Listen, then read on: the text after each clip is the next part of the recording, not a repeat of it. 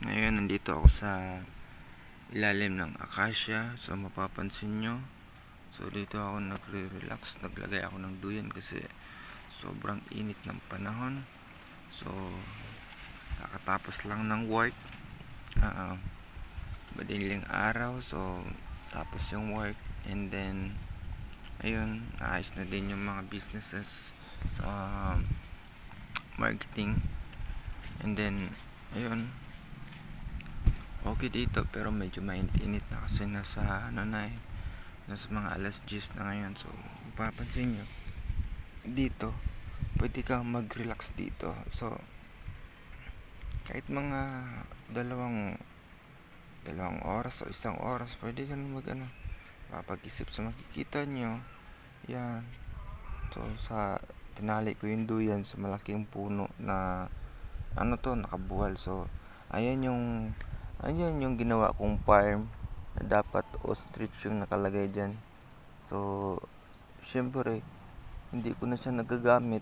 So pinagamit ko na lang sa kapatid ng asawa ko, yung asawa niya. So nandyan yung alagang manok niya, yung Belgian na aso. So okay naman dyan. So naabutan pa ng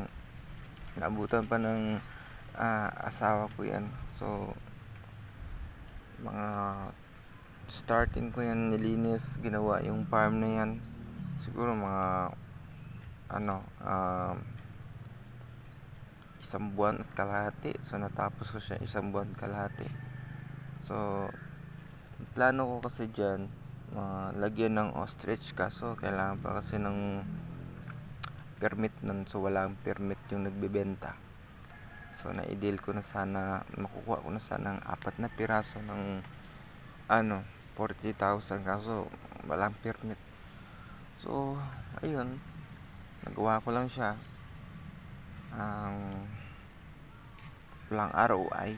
So walang ROI yan kasi hindi ko naman nalagyan ng hindi ko naman nalagyan ng hype yan eh. So at the same time kailangan mo rin mag-relax katulad ng ganito sa labas. So the best naman, hindi pwedeng parati akong full dun sa mismong upuan ng nakatrabaho computer. So kailangan ko ng peace of mind na makapag-isip-isip kasi maganda naman dito. Tingnan nyo, blue yung langit pero kawawa yung mga saging. Ganda matay dahil sobrang init, namamatay yung dahon. So ganun lang naman. Pero syempre kailangan pa rin ng tamang panahon na magkaroon ng tamang pag-ulan or pa. Pero syempre yung ganitong lifestyle hindi mo kasi magagawa to sa sa Maynila eh. Kasi yung lifestyle ko sa Maynila halos hindi makabukas-bukas yung roll up, yung office, nandun ka lang sa loob dahil wala namang dun, puro mainit naman dun pag araw, sobrang init. Kailangan kung meron kang time pwede ka pumunta sa mall, kaso napaka toxic naman din kasi nga ikot-ikot ka sa mall. Oo nga, malamig, kaso antukin ka naman. So kailangan mo ng bed. So syempre maisip mo, kung gusto mo namang matulog, uwi ka matulog.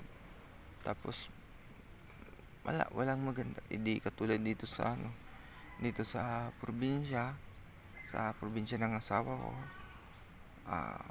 Sobrang ganda, walang pollution, makapag-isip ka ng maayos. Basta may internet lang, the best na yun. Pero syempre yung future mo, tuloy-tuloy pa rin yung innovation ng future. So pag minsan pasyal ko kayo dun sa dagat, sa tabing dagat, maganda dun, madaming sabitan ng duyan dun. So the best din dun, pag relax ka, meron ng mga foods, mga seafoods. So habang nagduduyan ka, busog ka. Pero syempre ito, ibang kasi ito eh. Yung bahay ng asawa ko nandoon sa dulo pa. So lalakarin mo pa ng mga, hindi naman ganun kalayo. So ito lang kasi nakita kong spot kasi napakainit talaga, sobra. So Doon sa loob, hindi wala namang aircon doon, blower lang. So ito, mas pipiliin ko pa yan. Ayun, mapapansin nyo, parang gubat, pero malinis naman. Sobrang linis. So, sabit mo lang yung duyan. Tapos na. Meron ka ng meron ka ng tamang relaxation.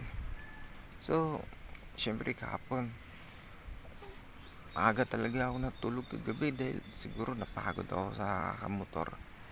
Syempre, hindi pa tayo sanay magmotor. Pero tinuruan mo na ako ng kaibigan ko noon sa Pampanga eh.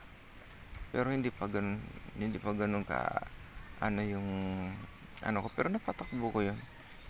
Namuntik na mabunggo sa likod ng truck. Natakot yung kaibigan ko noon. Binatukan na ako noon pero naka-helmet naman po. Kaya syempre sino bang hindi matakot na naka-backride ka tapos ako nagdadrive tapos muntik nang mabunggo sa likod ng truck.